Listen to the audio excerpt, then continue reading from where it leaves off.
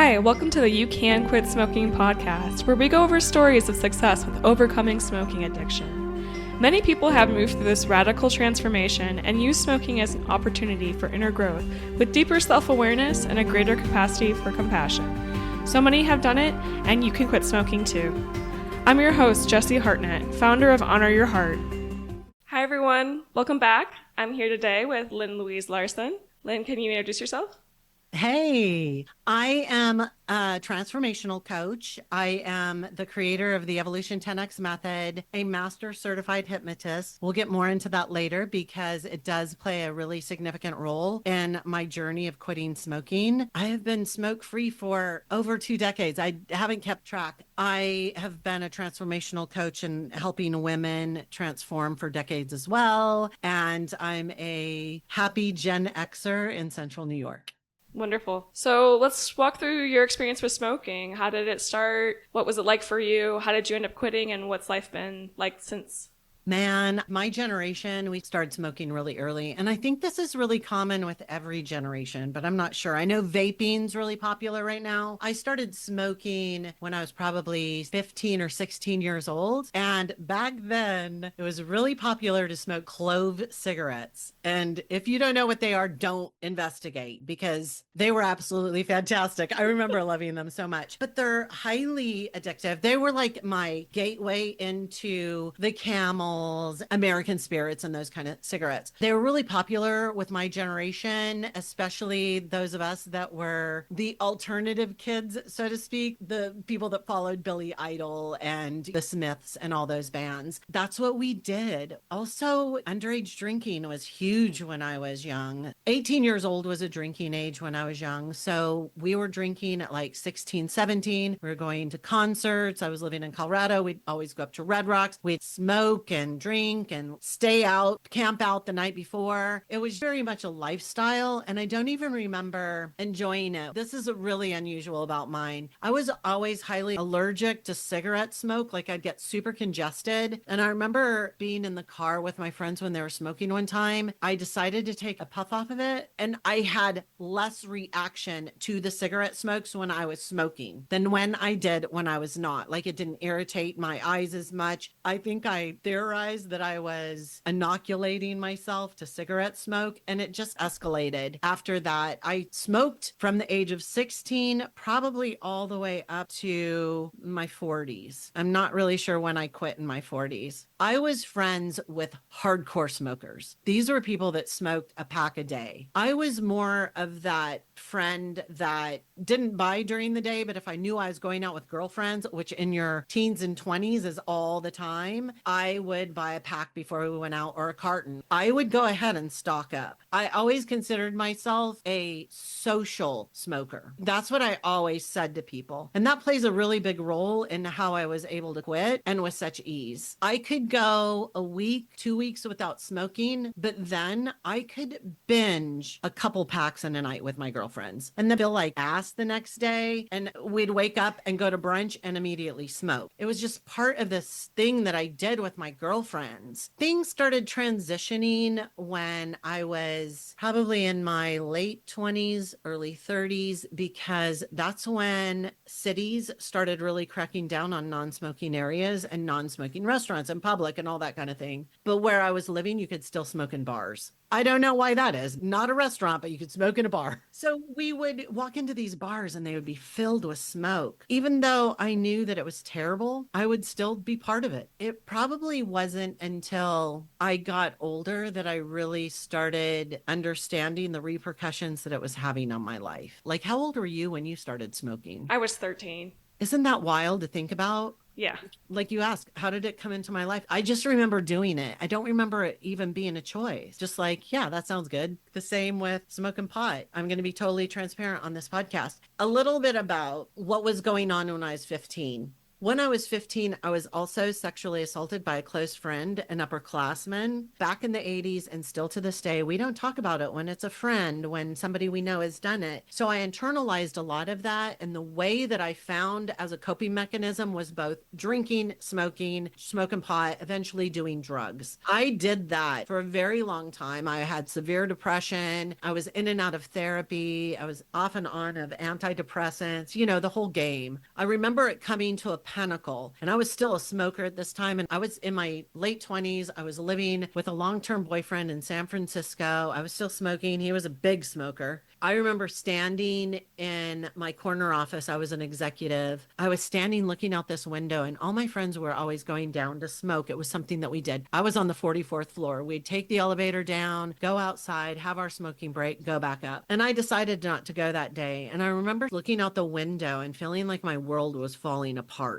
and just being like, oh my God, how did I get here? How did I get to this point? I was like emotionally eating to soothe. I was shopping for therapy. If I just buy the right dress to make me feel pretty, I was drinking at night with my girlfriends and smoking my butt off and over exercising, punishing myself the next morning. Like it was this incredibly vicious cycle. My journey started there because I really started evaluating. I said to myself, therapy's not cutting it. I've been in and out of therapy for decades and I'll be better for a while and then right back in it. And it was never like a permanent solution. And I decided that I was going to start this journey to figure out, how can I really fulfill myself on the inside? What does it feel like to be happy, content, fulfilled, have a sense of purpose? I started that journey, and through that journey, I started reading all the books. Back then, there were not online coaches. You pretty much had to do it yourself or it was therapy. So I started reading books. I started exploring different methodologies and dogmas, Taoism and Buddhism and all kinds of different stuff from around the world. I started diving into how the brain worked. And really the first thing that I took on was my emotional eating, because that seemed to be triggered. And then I would feel so much guilt and I'd punish myself the next day. I'm a marathoner by overrunning, overexerting. And so I first started with that battle. I started really diving into what is emotional eating? How does it manifest? If I wasn't emotionally eating, I was emotionally smoking, I was emotionally drinking, I was emotionally shopping. I didn't realize it at the time. That was something that, looking back in hindsight. So I started with that and I got that under control. I stopped binging. I stopped emotionally eating and my life felt so much better. But I still was drinking and I still was smoking. I still had this internal insecurity and, let's say, lack of self-love. I was really super healthy marathoner, but I was always criticizing,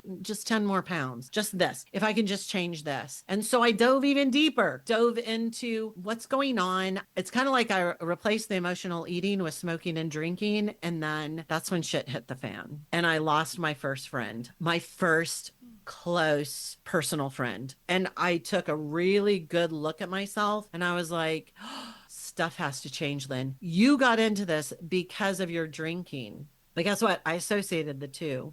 So I really had to get into the deep end of what does the drinking and smoking replace for me? What is the emotional attachment to it? What am I avoiding? What emotions am I trying to bypass with these habits? It was deep. It was hard. It was hard to look at myself. Even talking about it today, when I'm reflecting on my behaviors in the past associated with those two things, I have a sense of shame, but logically, I don't. I love myself 100%, but thinking about those memories, I'm like, oh my God, the embarrassment. I remember the good thing now is that I don't overdrink. I maybe enjoy a cocktail here or there. I've never picked up a cigarette since then, but I didn't, air quote, quit drinking completely. I just cut it down massively and walked away from that and just do it if I'm having dinner or something. But I was still smoking. So I was still replacing and bypassing emotions. I began to realize the toll that it was playing on my running, my ability, my lung capacity. I realized that it was affecting my sleep. I couldn't sleep well. Like I woke up super groggy and congested. When I hadn't drank anything, I would wake up and felt like I had the worst hangover from a cigarette. And that really was the indication to me that I needed to just put it down once and for all. And so I did that a couple decades ago. And I never picked one up since then.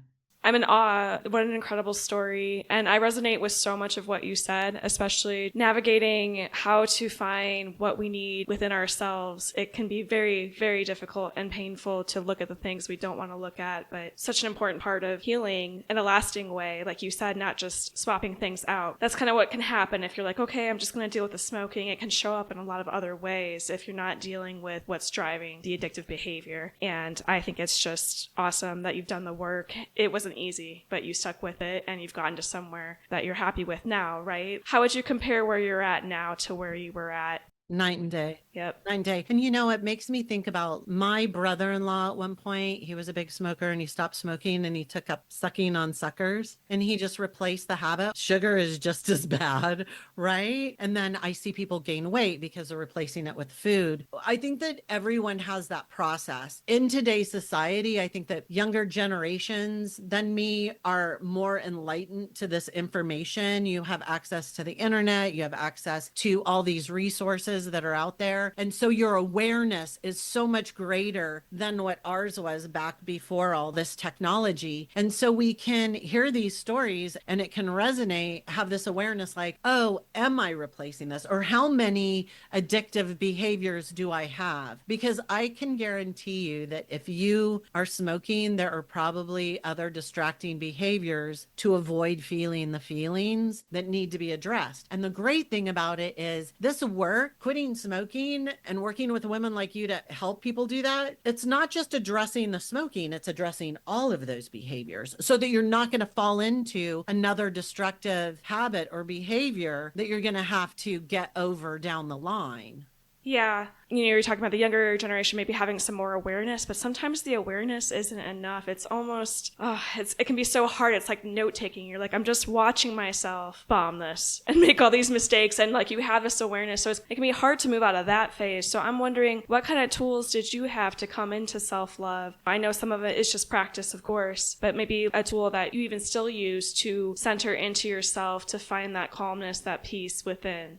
The one thing is you're absolutely right. Awareness is not the key to transformation. Awareness is understanding that you have a problem that you need to solve and being able to see it. It's not that you have the solution through awareness. It's like becoming aware that it's an issue, right? Yeah. So then it's finding the modality that works best for you. I have created the Evolution 10X method. Now, it's not specifically for smokers. It's a transformational program. And that's where I have compiled all of the ingredients for success. So I'm going to tell you there's a few things that need to happen. First is you need to have a basic understanding around how the brain works. Brain 101. I'm not talking about crazy deep dives into how neural pathways work or understanding that. You just need somebody to help you understand it so you can move through and make the changes effortlessly. I have the deep understanding, but people that want to quit smoking, you don't need to understand everything about the brain. So just having that nice understanding of the brain science and how it works and how you get into that to begin with, how you get into that loop and that cycle. So important and so valuable. And that information can probably be found in a number of places. That alone helps you understand your triggers, the emotions, how it flows through your brain, why it's a subconscious behavior and not a logical brain, right? It's not a frontal lobe behavior. It's a habit, a deeply ingrained habit like brushing your teeth. And the thing to really understand about the brain is that it's going off of your identity. So your subconscious is going to create the behaviors around your identities. So if you're identifying as a smoker, you're going to smoke. So the first thing is to not identify as a smoker anymore. And some people have success saying, I'm a non-smoker. That's okay. But at the same time, it's not as powerful as not having smoking in your identity at all, because it's kind of like I'm an alcoholic. I'm always going to be an alcoholic, how they say in AA. You're going to be fighting against that bottle of whiskey every step you make. So if you're like, I'm a former smoker, then you're always going to be arguing against that pack of cigarettes. So there's a high chance that you're going to fall back into smoking. One of the close girlfriends that I had that I was a big smoker with, she had to quit before me because she had some sinus issues that she needed to have surgery on. And they said, got to give up smoking. She gave up smoking for 7 years. She was a non-smoker, but she always identified as a smoker. She said it's her best friend. She missed it every single day because on a core level identity, she was always a smoker. She never released that identity. And so 7 years later, I ran into her and there she was smoking again because she never released that identity on a subconscious level. So that's the one thing that you really need to be able to do is reprogram those neural pathways. So that takes me into the second thing. The second thing is you need a strong method. I incorporate the brain science of it all through, I'm a master certified hypnotist, teaching you how to create new neural pathways to support that behavior. Right now, I'm in the process. I've never done it before, but I'm in the process of building a short hypnosis package for smokers because I know there's so many people out there that want to quit, and it's an immediate, very transformational way to create new neural pathways and not smoke again. But like everything, it's a habit. So the more consistent you do that hypnosis, the more powerful it will become. And then it will be easier for you to leave behind the habit and letting go of self-judgment. You just got to let go of it. Like not seeing falling back into that behavior as a failure, but more as being out of integrity. So let me get back in. Because I know a lot of smokers will like start and stop and start. I've started so many times and they'll get 13 days in, 30 days in. And that's what creates that resistance. The truth is when you stop smoking out of external circumstances, meaning when you put down a cigarette and you're like, I'm going to quit smoking, and you are trying to quit a behavior by not buying or not smoking, you're not getting to the core level habit. You're not reprogramming the habit to begin with. You're trying to work from willpower. Willpower is very finite. I'm just going to break this down really quick. Sure. When you're operating from willpower, it is taking brain energy, literally brain energy. So this means your brain only has finite energy. It comes from fueling, hydration, good sleep, exercise, creating a healthy habit. If you are tired, if you are overly emotional, experiencing heavy emotions, if you are drinking, if you are not eating enough and fueling your body's going to use up so much of that physical energy that your brain is not going to have the ability to make a decision for a new neural pathway. It's going to resort every time to the old behavior. At the end of the day, you're in the car and you've had a really busy day at work. You haven't eaten enough food. You're stressed out and traffic's a nightmare. Your brain has expelled all of its energy on your physical life that it's not going to be able to make a decision to stay in integrity to a new neural pathway because it doesn't have the physical energy. So it will resort back to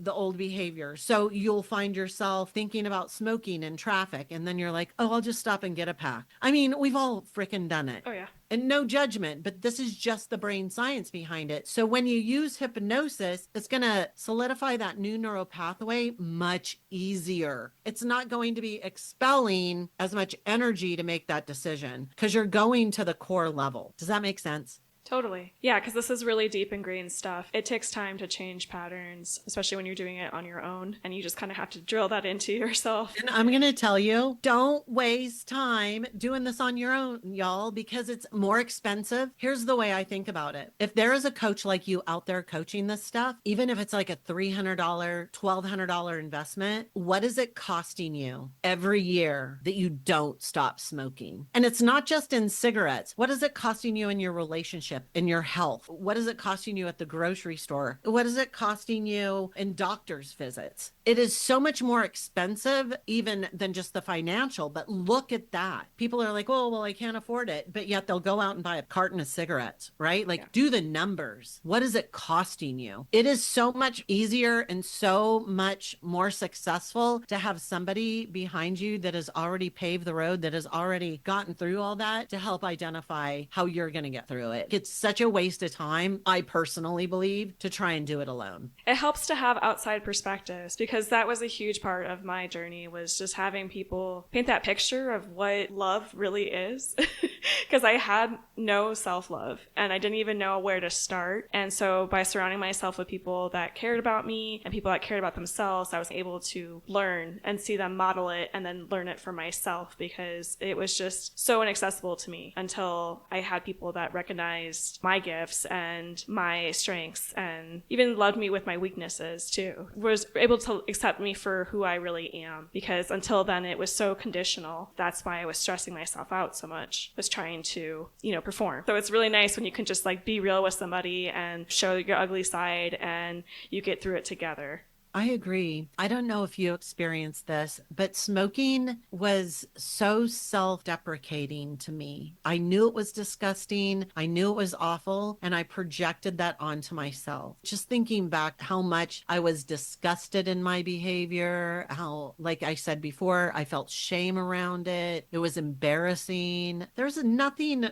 more inappropriate than getting up from a dinner table at a restaurant and going outside to smoke. Come on. No self-control. There was just so much that I attached to that habit that I took personally.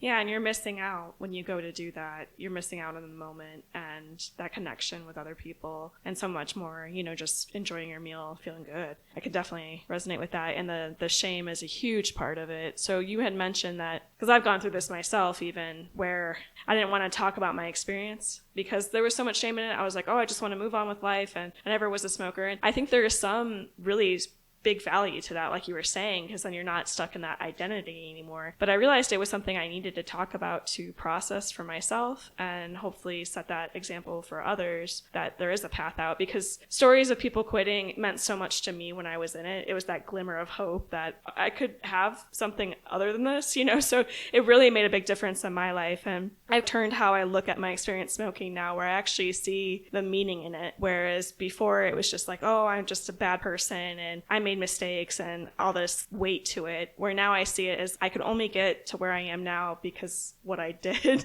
the way I went, there's no other way to get where I am, and I love where I am. So I'm kind of wondering how you work with that regret, with that guilt, how maybe you've been able to transform that. Of course, there's still a little bit lingering, you said, but I'm sure it's gotten better with your practices. Here's the thing about the brain. Your subconscious remembers everything since birth. Your frontal lobe, your logical brain, it has a very finite memory, but your subconscious remembers everything since birth. Your subconscious is where you hold all your memories, you hold all your emotions and your feelings. So when you're talking about the past, it's going to bring those emotions up. You're tapping into memories, and your subconscious speaks in sensory. So it's thinking, this is happening right now, because it doesn't know the difference between the past and the future. It's okay for me when I'm talking about it to have that shame. That's associated with how my subconscious works. It doesn't mean that I still am holding on to the shame. The past doesn't exist. It happened, but it doesn't exist. So I have no attachment to my past. But when I am talking about things from my past, and think about it like this, like I took my father through in-home hospice to transition through cancer. I can sit here and I can talk about it. I have grieved. I do not hold any attachment to it. But if I were to sit here and talk about it, I would start crying, because my subconscious is tapping into that memory and it thinks that it is happening right now. So letting go of the judgment that you're going to experience those emotions and just understanding that, yeah, that's totally natural. That's what my brain's supposed to do. It's supposed to have that shame and regret and stuff, but that doesn't mean it is attached to who I am now.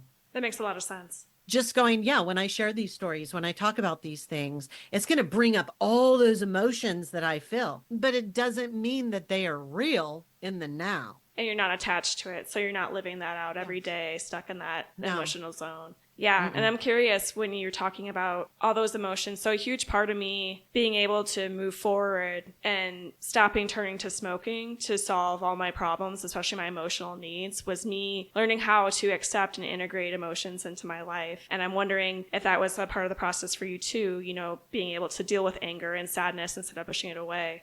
Girl, I was just talking about this on my TikTok this morning. I was the queen of emotional bypassing. I never showed anger, resentment, nothing like that. I hid everything. I tucked everything away. It's so bad for your health. I mean, I paid the price I didn't express. I didn't even express love, really. If I look back, I didn't know how to express any emotion, not just kind of the deeper, harder ones and more painful ones. I couldn't even express the beautiful, lighthearted ones. Being able to understand what the emotional trigger is and then saying, okay, I'm in an overwhelm. Overwhelm means that I'm trying to do too much and I'm struggling with my perfectionism. So I'm trying to do everything and I'm trying to do everything well. How do I resolve this? How do I look at that list? How do I prioritize? How do I understand where I am now to move through that emotion and really deal with it? I'm anxious. I'm sad. What am I sad about? What am I doing? And being able to express, you never express an emotion at somebody. Like you never get angry at somebody. You learn how to work through your anger privately and then move through it and don't get stuck in it. Some people call it, I guess, emotional intelligence. I don't know what I call it.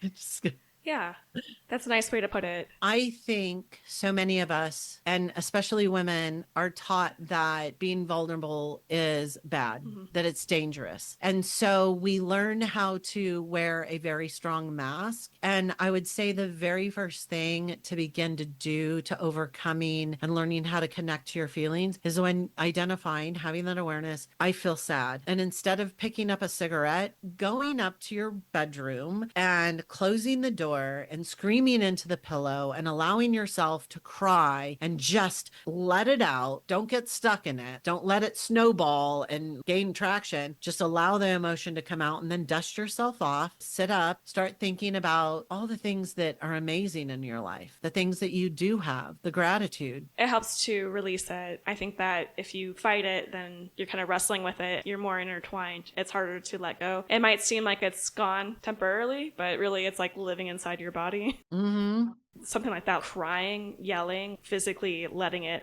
out of your body. It's kind of like there's an energy to it. It sounds like you were really disconnected from your emotional state, your emotional zone, expressing. There was a cost to that. You weren't able to experience the good emotions, quote unquote, or, the ones that really keep us motivated, even though there's beauty in the tough ones too. I'm wondering about that with your intuition. You were talking a lot about self-care, the importance of self-care in keeping your body and your mind in a state where you're able to consciously make choices and feel a little bit more of control. It's not a tight grip kind of control, but just getting like a better awareness, knowing what your options are and choosing a choice that actually aligns with what you want in your life. And to me, that sounds a lot like intuition as well. And I'm kind of wondering how intuition has played a role in you quitting and your life since quitting.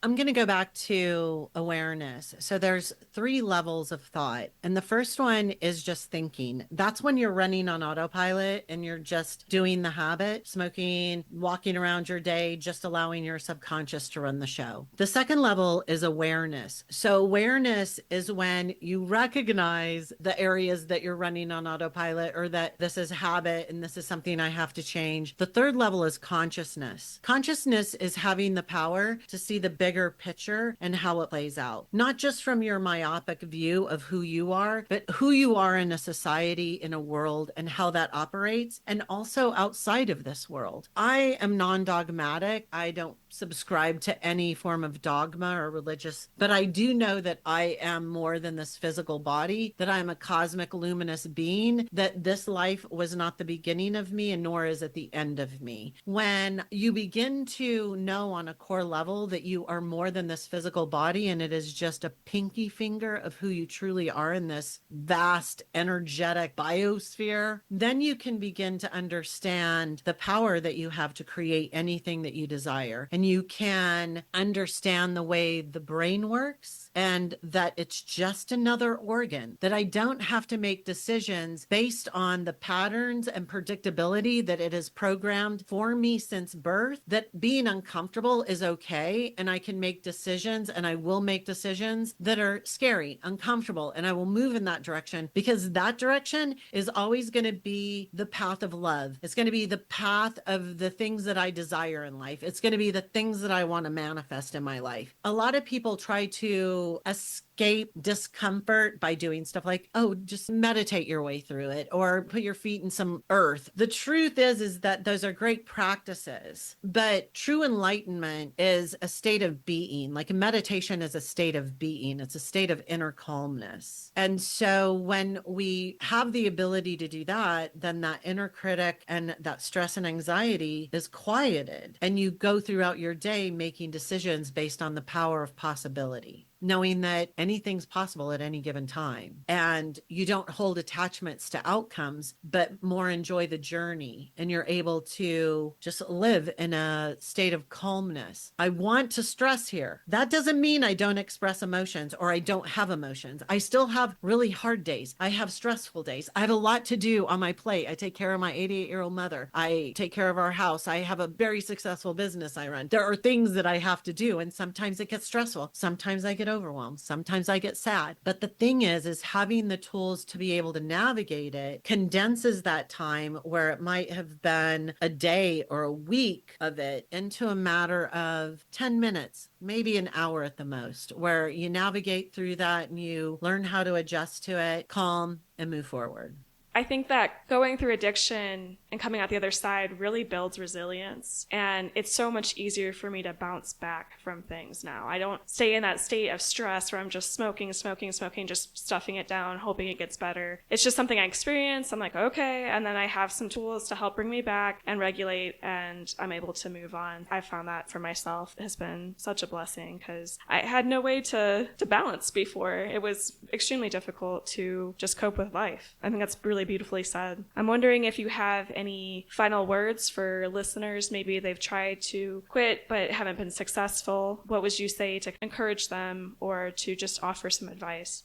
Well, I know that it's really difficult for a lot of people to envision what they want in the future and to dream. Like that's kind of a block that society has put on us. So practicing dreaming, and I mean dreaming like daydreaming, like dreaming about what do I want my life to look like 12 months from now? Do you want to be sitting at a cafe in Paris watching people walking down the street? Do you want to have a tiny house that's off grid, run on solar? What is it that you want in this life? Can you envision that? Because the way and the path there is not going to be through bypassing your emotions with habits like smoking. I'm just going to be completely honest. Habits like that are a trap. It's a loop. It's going to keep you stuck in this day-to-day life cycle that's just keeping you struggling for every breath you take, every dollar you make. It's just like draining every part of your essence out of you. If you can start visualizing what you want 12 months from now, it can create more dynamic decisions today. So my question would be, where do you want to be 12 months from now? Where will you be 12 months from now if you do not stop smoking? Do the numbers. Calculate how much money you will have spent. How many relationships or precious moments will you have sacrificed again? And then multiply that times 5 and tell me what you get. I would love for them to comment below and share that. Share with us how much money and relationships and happiness would it cost you? And then make the decision that this is it. Declare it to yourself and find the help. Because if you haven't been successful in the past alone, you're going to get the same failed results this next time. So hire somebody to help you.